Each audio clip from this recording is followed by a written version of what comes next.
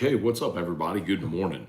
Welcome to a Football Friday edition of Morning Scone presented by Brock, the Baton Rouge Orthopedic Clinic, Hudco Roofing, HudcoRoofing.com.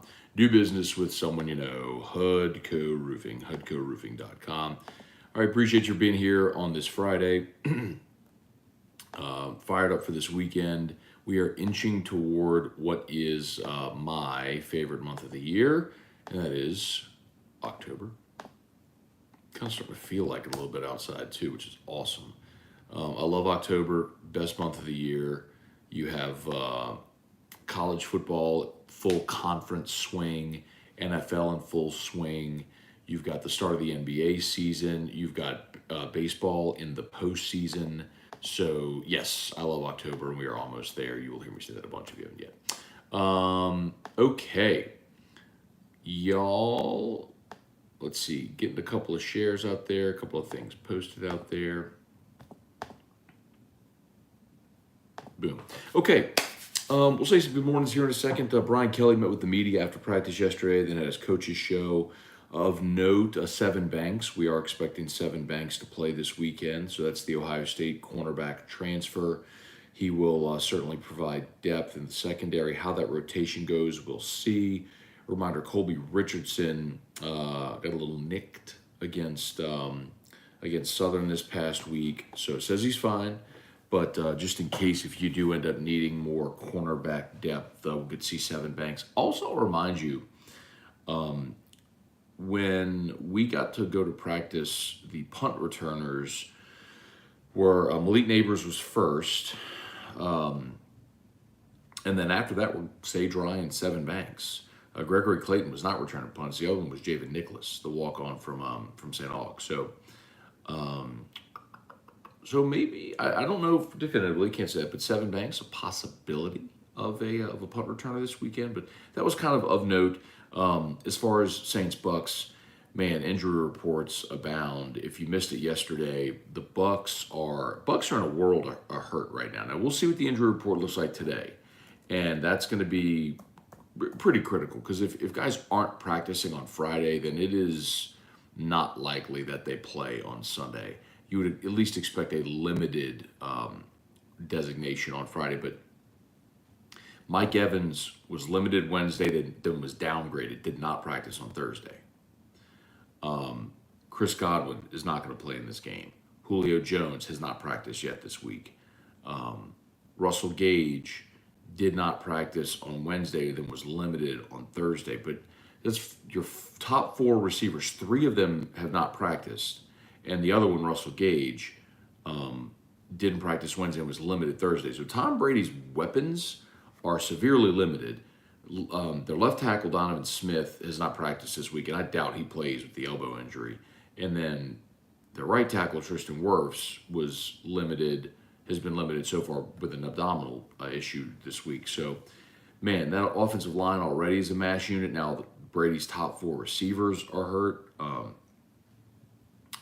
They're in a world of trouble, man, and it bodes well for New Orleans. Let me look at the spread on that game real quick.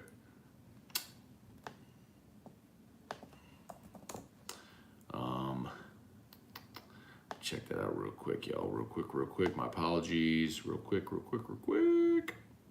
Saints Bucs. The line is Tampa 2.5. I'll tell you what, man. Them home dogs were barking last week. I think the Saints gonna win this game. Okay. Here we go.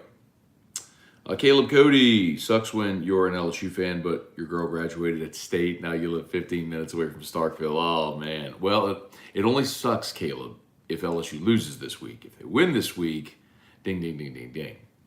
Dustin Balello, Jeff McKithen, David Coslin, Truax, what's good, man? Chase Pellegrin, Nathan DeMoss, Megan Hurst, Jared Wrinkles. What's up, y'all? Good morning. Thanks for being here.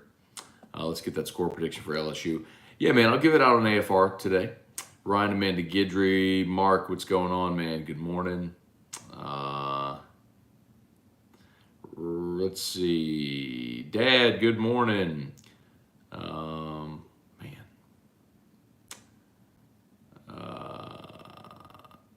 will you attend the final game Tom Brady plays this weekend in the Dome? Mark, I want to. I really do want to go to the game on Sunday. I don't have a ticket. I'm trying to decide if I want to try to snag one and get down there. It helps that it's an earlier LSU game, so 5 o'clock means game will be done around 8:30. Means we'll be done whiskey and wine around 10:30, which means it will be an earlier night than usual. Usually Saturday nights are super late, but then again, the A&M game starts at 8, so I'm going to stay up and watch A&M Miami, which would be 11:30, and then I'll probably watch Pac-12 after dark. So the hardest part about the noon kickoffs in New Orleans is when I stay up late Saturday watching college football, getting up and getting out of Baton Rouge around 9:30 or 10 to get to the Dome and park and get in. That's always the challenge. Matt Lusto, what's up? Larry Garner, Jordan Coleman, be kind, good morning, great advice. Cliff Nelson, Trivia Carter, Jason Mobile. It's Friday, start of SEC play, and Ott is in the freaking zone again, all is well. So Ott hit last night. If you're listening to Otter Locks, he gave you Chargers +4, which hit, and you could say backdoor cover, but quite honestly, the Chargers were steamrolling toward a moneyline win until the miscommunication at the goal line led to a 99-yard pick six. Otherwise, the Chargers the win probability graph had the Chargers near an 80% win probability at that point. And then the 99-yard pick six happened. But yes, anyway, Chargers did score late for the backdoor cover, but I ain't complaining about it. Tim Gotro, Cliff Nelson, Jesse Brown, good morning. Hope Drew's doing well. Ready for the game tomorrow. Thank you, man. Yeah, went to the doctor yesterday. Went and saw a pediatric surgeon yesterday to look at Drew's his G-tube, his feeding tube site, which has been, it's just a lot of wear and tear, man. You're not supposed to have a hole in your stomach for 8 years of your life, but anyway, so we're managing right now. But it was good. We got a lot of good options, a lot of good. We feel like we have a plan, which is good. Joseph Feltwell, good morning. Is Adebo dealing with the same problem with ankle that Mike was dealing? Hope not. Joseph, the problem with Michael Thomas's ankle injury is that because he tried to play on it in 2020, which this is what people never give him credit for, is he could have shut it down, healed, and then come back when it was healed. He tried to play through it, and that's what caused the ongoing on-again, off-again damage, which led to the surgery. So, no, I mean, they'll give Adebo the time he needs to get back when he needs to be back. Brian Williams watched the Mississippi State-Arizona replay last night. Bulldogs look all right. Yeah, man, they were good. I mean, I stayed up and watched that game. That was I think a 10 o'clock Central Time start, so I watched that after whiskey and wine. And then when I got home, watched that whole game. So they're a good defensive front. This is by far the best quarterback Leach has had during his time there in Starkville. I mean, I know Rodgers played last year, but at this point in his career, he's just even better. But I don't think they have. It was funny to hear Steve Robertson say, if you heard him yesterday in AFR, Steve covers Mississippi State. He said, this is the deepest wide receiver room maybe they've ever had. Maybe as far as like competent players within that system, I just don't see anything dynamic in their receivers. I don't see a Kayshawn, a Malik Neighbors. Like I don't see a guy that'll look at and go, "Yep, that's going to be a first-round draft pick. That's going to be a day 1 or 2 NFL draft pick." Maybe I'm wrong, but it doesn't mean you can't execute within that system.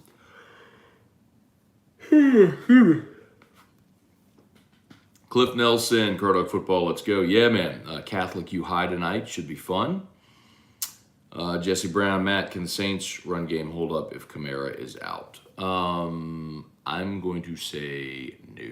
Now, I do. Remember, Akeem Hicks is in Tampa now. So he's the big run stuffer in the middle with them obviously not re-signing Ndamukong Suh. But if Kamara's not there and you give me the combination of Mark Ingram and Latavius Murray, 2 backs over 30 years old,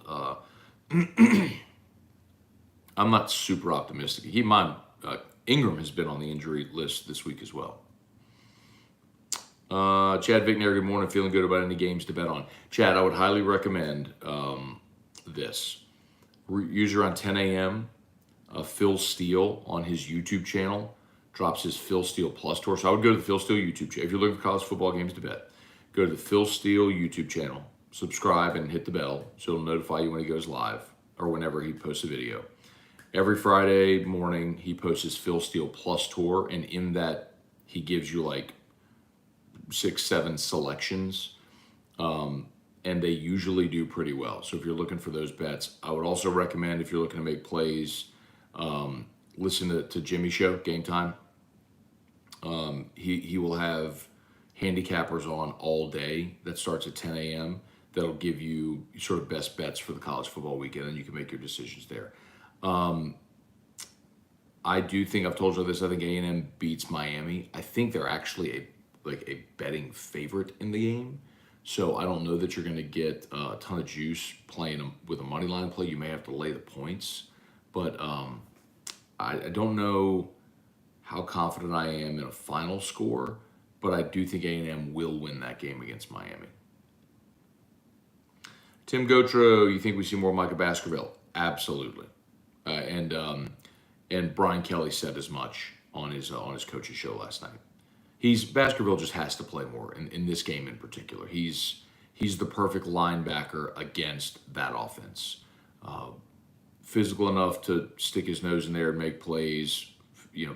Athletic enough to turn his hips and run with a running back and cover and defend in space. So yes, yeah, absolutely. And probably more of Harold Perkins as well. The thing about Perkins, I know athletically he's good enough. What I worry about is assignment football against this offense in particular. Bobby, is Jimbo on the hot seat? Absolutely not. He's got about $86 million worth of a buyout left after they extended him, so absolutely not. Jason H., good morning. Julia Kao Lelopono, good morning. Devin Johnson, good morning. Mark Allen, LSU 3-2. LSU 3-2. Wendell Norman, Tiger 8134. Good morning, Senor. Matt. Brad Johnson. Morning, Matt. I'm here for the sports. My wife is here for the Drew updates. I love it. Whichever reason you're here, I'm grateful. So thank you. But Drew's doing well. We had a good doctor's appointment yesterday, so thank you for asking. It had just become, I don't want to gross y'all out, but like his feeding tube site he went through a bad infection. There's no more infection there. It's just, but the site of his port, his button there, has just become really just damaged. I mean, he's had a button in there, a peg in there for 8 years, and it moves, and the skin, it can't come out to heal. It has to stay in there. That's how he's fed.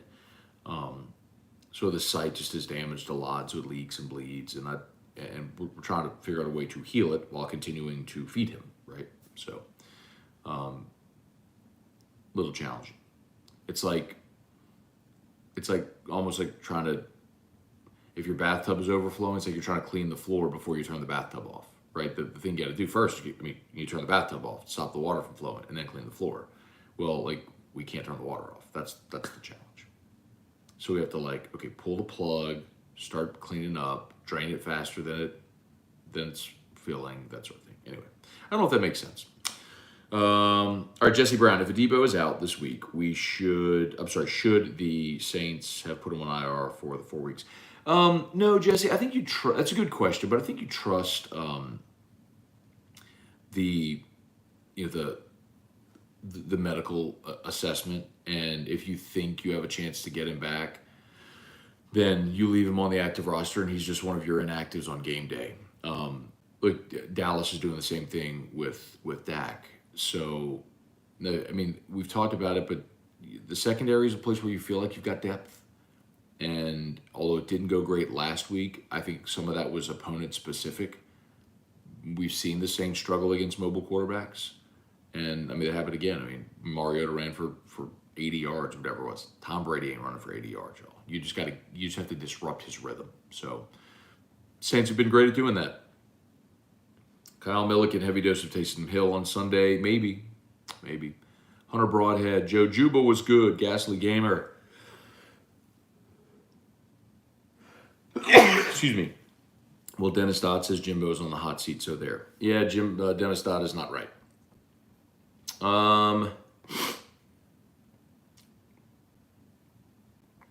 Where are we? Matthew Cohen. Darn it. Good morning, Matt. If Daniels gets protection and stays in sync with receiving core, I don't think there's Mississippi State will stop us, especially up tempo. I'm more worried about our midfield pass protection on defense than our offense. Matthew, you should also be worried about your offensive line. And that's what you see when you're talking about Daniels in rhythm with receivers.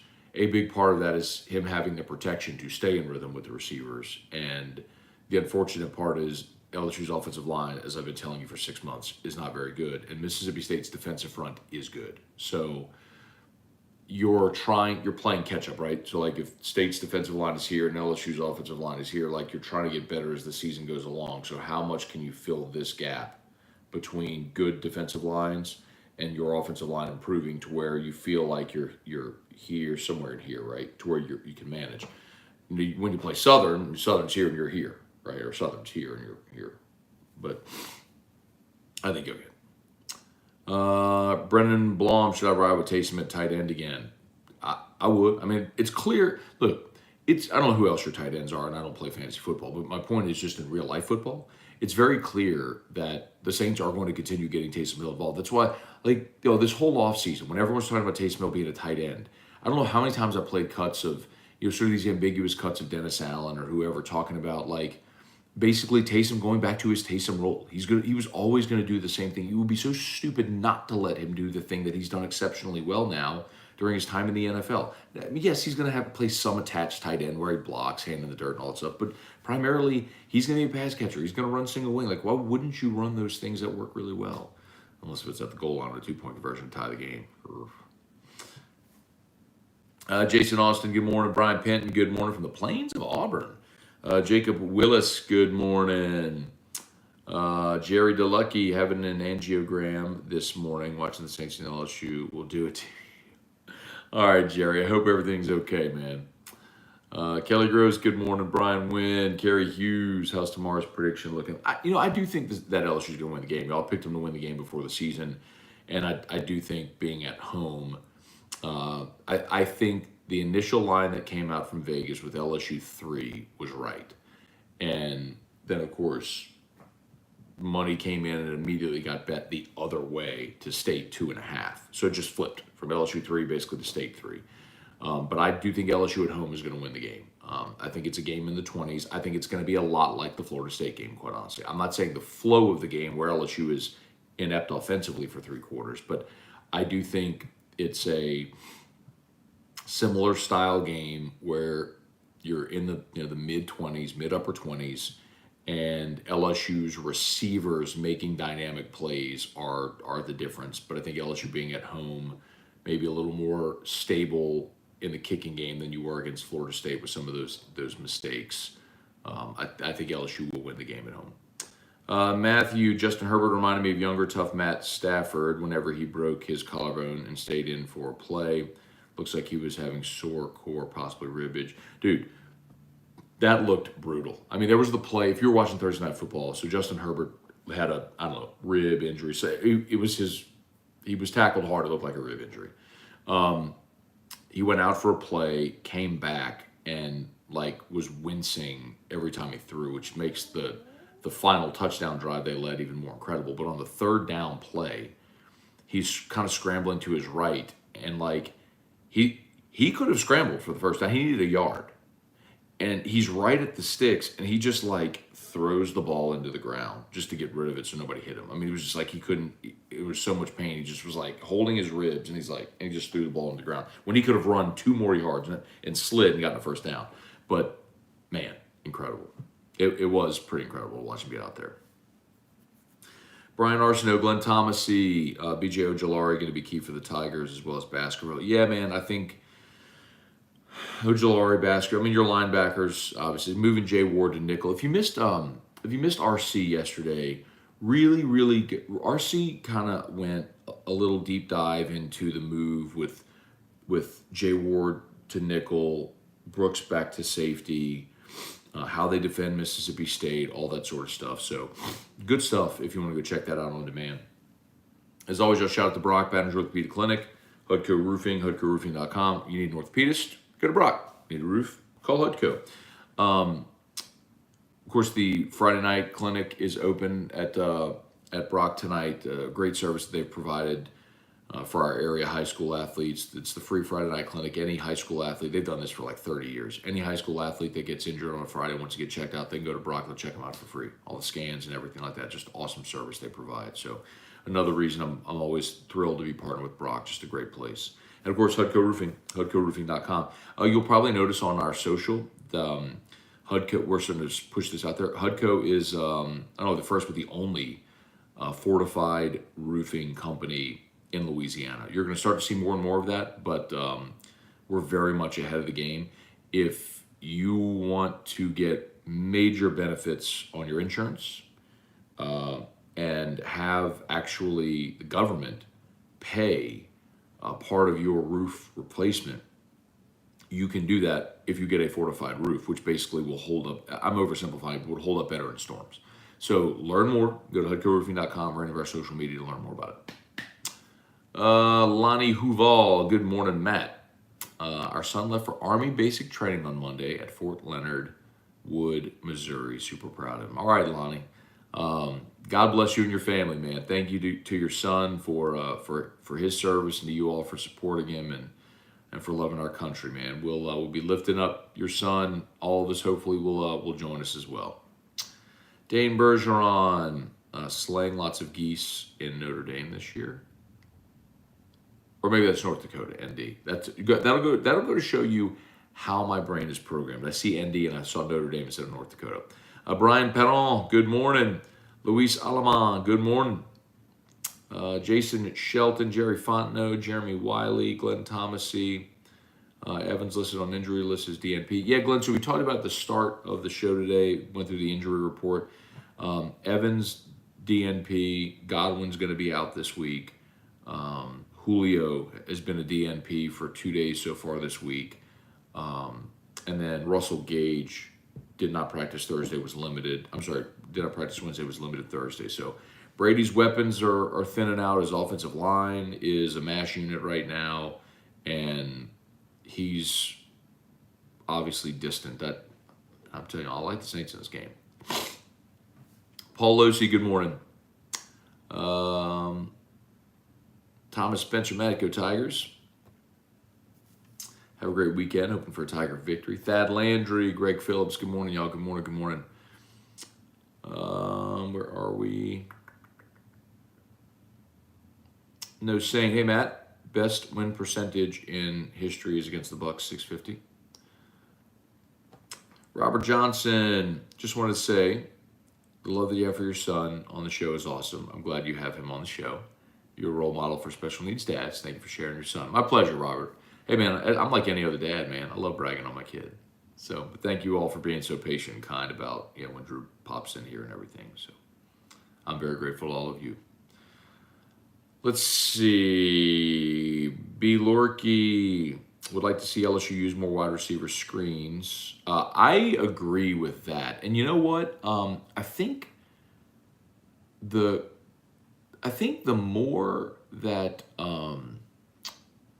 Denbrock gets to know his offense's personnel, the more you'll see things open up. I think the first quarter with how they used Kayshawn was a great indicator of that, right?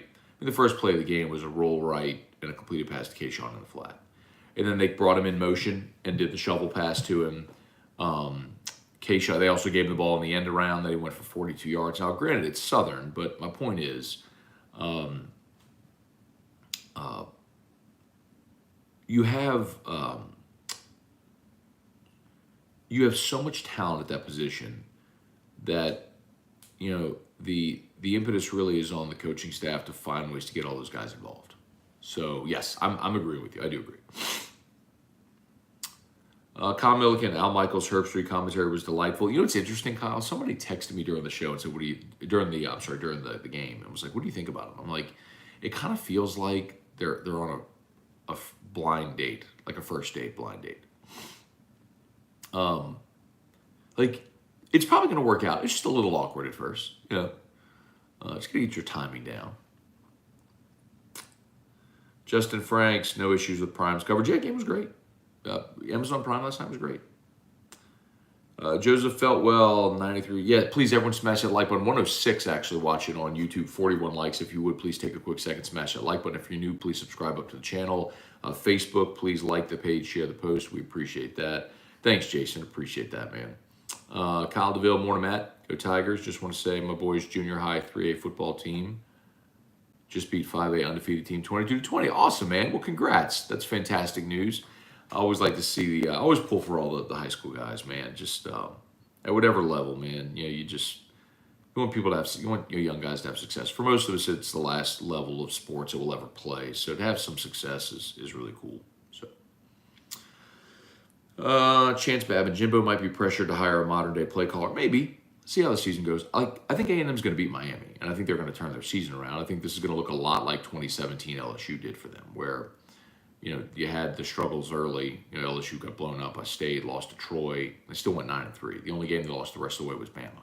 So I think I'm not saying A&M's going to win out other than Bama, but I don't think it's out of the realm of possibility that they win 8 or 9 games this year. Well, probably 8 and 4. Andre Green, if Jimbo loses against Miami, how much trouble is he in? He's not. I mean, they just extended him. He's got $86 million of a buyout left on his contract. He's not going anywhere. They just signed the greatest class of all time a year ago. They're going to give him time to get that class rolling. But no, he's not in trouble. Like might they make changes on the coaching staff? Like whoever it was that was a Chance was saying maybe, but no, I mean he ain't getting fired. 7:55, all right, y'all, real quick. Matt, I was ranting about how I'm not going to sub to Amazon Prime for games in protest of the money grab. My wife informed me I already do sub to Amazon Prime. Most of you probably do. Like, Erica buys everything on Amazon Prime. So, I mean, I didn't go sub to Amazon Prime for this. Like, the reality is Amazon doesn't care about streaming football. It's not about that. It's like they're not going to make gobs of money on Thursday Night Football. They want everyone to subscribe to Prime, so you buy toothpaste and underwear and shoes and everything on Amazon Prime. I mean, that's what they want. They want to onboard users onto Prime. It's not make money on the football broadcast. It's use the football broadcast to onboard millions of users onto Prime to buy everything else in your life. So, I mean, we had it. Erica uses Prime all the time. Hudson Jeter, what's the Scone lock of the week? I need to look more close. See, I usually spend a lot of Friday looking more closely at the lines, at the matchups, and all that stuff. And then on Friday we do picks. So I don't have it for you yet because I haven't done all the prep. I'll tell you the one thing that I was confident in saying earlier this week is that I think A&M beats Miami, and I think they will. I think Texas A&M will beat Miami in College Station. Brad. David, will Jimbo be on the hot seat next year? Will his buyout still be too high? He's got 100% of his contract. So at 7.5 a year, his 86 this year would reduce to 79, next year or there about 78. So, I mean, can they pay it? Sure, they can pay it. I just don't think they're going to. Edward O, what's good? Reed Rule, happy Friday. If BYU beats Oregon, are they for real? Yeah, I mean, if BYU beats Oregon, look out because they're a legit playoff contender. And they still have a game against Arkansas ahead also. They would have already beaten Baylor, Oregon, and they got a game against Arkansas. Like, they're a legit playoff contender if they win this week. I mean, if they win out, they're in. If BYU goes undefeated this year, they will be in the playoff. And by the way, good for BYU for doing exactly what I've said for years that mid-majors should do if they want to be in the playoff. It's not schedule one Power 5 and play a bunch of other crap teams. It's go schedule a bunch of Baylor, Oregon, they're at Notre Dame, Arkansas, and at Stanford. Like, good for you. That's Baylor, Oregon, Notre Dame, Arkansas, Stanford. That's 5 Power 5 opponents, which I get it is still not a equivalent of a Power 5 league schedule, but I would say that's a tougher schedule than a lot of teams are going to face in the Pac-12. So, yeah, good on them, man. If they go undefeated, if BYU goes undefeated with wins over Baylor, at Oregon in Eugene, Notre Dame in South Bend, They get Arkansas at home, and then at Stanford, they win those 5 games. Yeah, they belong. I'll put them in the playoff. They're undefeated. And by the way, they're going to Liberty. They're going to go play at Liberty, and they played at South Florida. So at South Florida, at Oregon, at Notre Dame, at Liberty, at Boise State, at Stanford. I mean, it's 6 road games. Like, good on you, dude. Like they put together a slate where if they were on the table, they should be in the playoff. Okay, y'all. I'm gonna get going. Chance, how's the Eli interview? AFR was flagged. Yeah, I don't know why the last 2 days AFR has been flagged on YouTube. It's got to be something with the bump music we're playing, so we'll try to figure that out and get that back. But yeah, but you can always go listen. Remember, you can listen to AFR on demand if you missed it. Just favorite podcast app. Just search After Further Review. Subscribe up, and you can listen on your favorite podcast app. All right, I got to get going. Y'all have an awesome day. Thank you so much for watching. As always, YouTube, like the page, subscribe, smash the like button. Facebook, like the page, share the post. I did not get a chance to drop LSU Daily last night. My bad. So I will have LSU Daily up later this morning. We'll give you a full Mississippi State preview, prediction, all that stuff. So that's coming up a bit later this morning. Thank you all so much for being here. AFR 3. Peace.